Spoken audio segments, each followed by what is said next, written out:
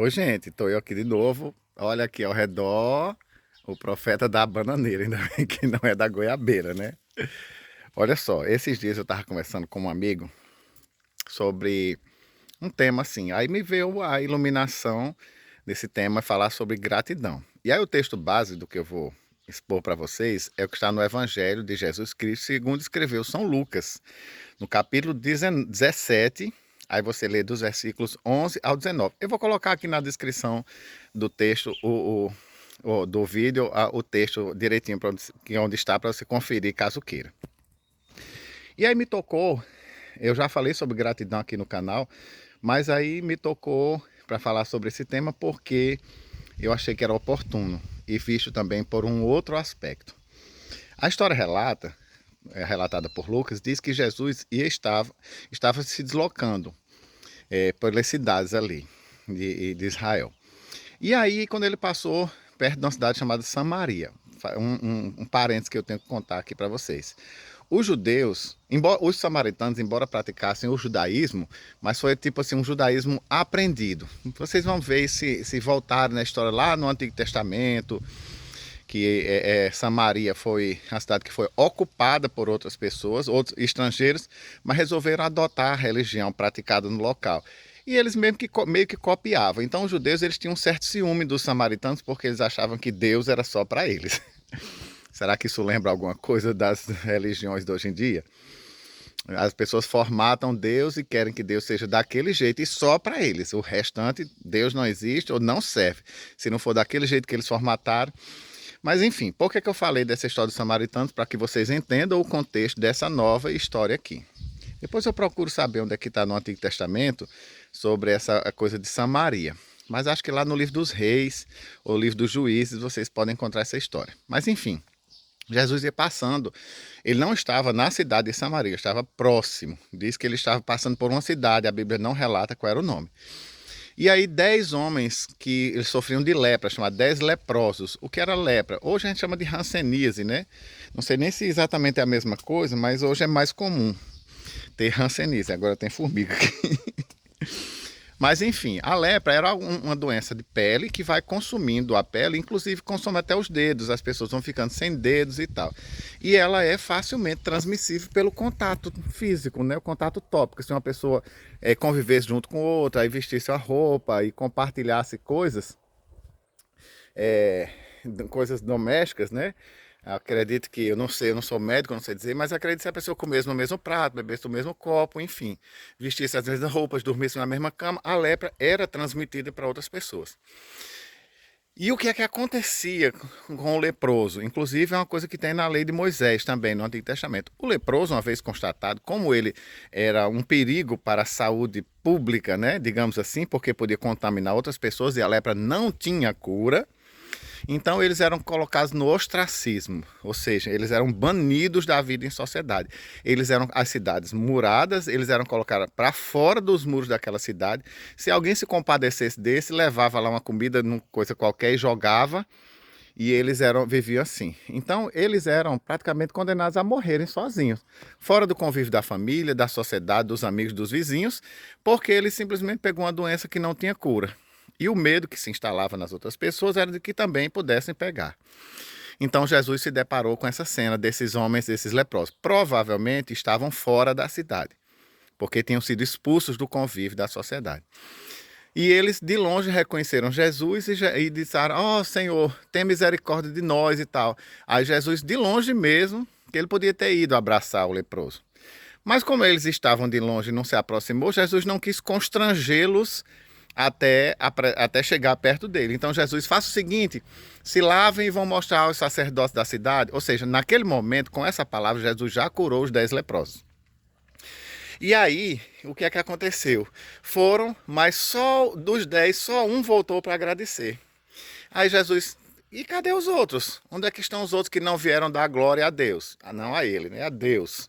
Agradecer a Deus e dar glória a Deus, glorificar por ter curado aquela doença infame, né? Porque a doença não só consumia os órgãos do corpo, principalmente as extremidades, mãos e pés, e ouvidos e narinas, quer dizer, orelhas e narinas, Mas a maior desgraça da doença era que era uma morte lenta, porque além da pessoa ir consumindo ali os seus órgãos, a pessoa também morria de tristeza, de solidão, de abandono, de ter que conviver jogado no ermo. Muitas vezes ninguém nem cumprimentava, nem passava com medo de pegar aquela doença. Então aquele um que voltou era exatamente o de Samaria. Era aquele que tinha dito, aquele povo ali adora a Deus, mas Deus não está no meio deles. É falso, viu? A adoração deles, eles não merecem, Deus não merece receber essa adoração deles. Mas foi esse um, lá de Samaria, o único leproso samaritano, foi o único que voltou para agradecer. E aí é quando eu vejo assim, primeiro, é de onde não se espera que pode vir a coisa mesmo, né? Era alguém que era assim, provava das migalhas, digamos assim, que caía da mesa dos judeus. Porque o Deus dos judeus, segundo eles, e nem reconheciam Jesus como filho de Deus, então o Deus dos judeus era único e exclusivo. O samaritano não podia invocar o nome de Deus porque eles não tinham procuração para isso, digamos assim. Mas foi o único que voltou para agradecer. E esse não é o único episódio da Bíblia que fala sobre Jesus ter tido contato com a pessoa samaritana e reconhecer que elas tinham fé. Jesus estava querendo dizer a fé é para todos. Quem exercê-la, quem tiver fé em Deus, esse vai receber as graças de Deus. E não aqueles que somente invocam o nome de Deus. Esse é o primeiro aspecto que a gente tem que se lembrar. Mas eu tenho falado na questão de gratidão.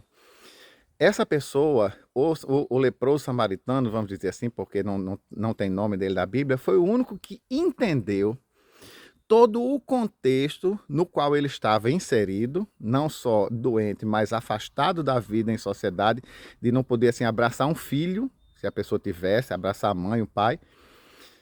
Mas ele entendeu esse contexto todo e entendeu o que foi que Jesus fez por ele, porque Jesus não só curou o corpo dele, curou também a alma dele, restaurou a vida dele em sociedade, ele pôde viver, voltar a viver em sociedade junto com os demais. E foi atestado por quem? Pelos sacerdotes que estavam nos templos. Foi eles que atestaram que eles estavam curados. Como eles faziam isso, não sei. Mas o fato é que atestaram, mas só um deles voltou.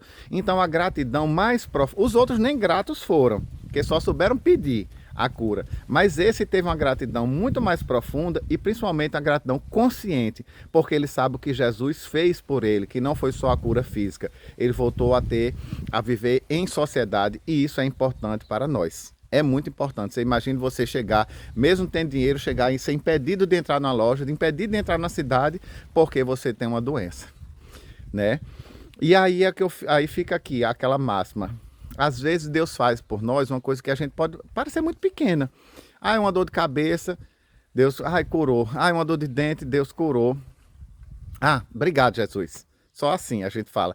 Eu sou meio contra essa coisa de você dizer obrigado. Não é que eu seja contra, entenda.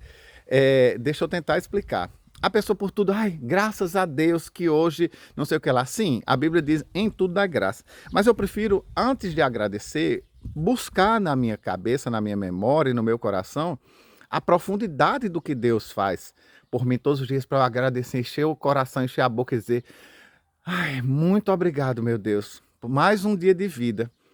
E não só aquela coisa assim, sabe, automática. Obrigado. Agradeço por isso. Agradeço por aquilo. Sim, você está agradecendo por quê exatamente? Você pode até ter seus motivos e tal.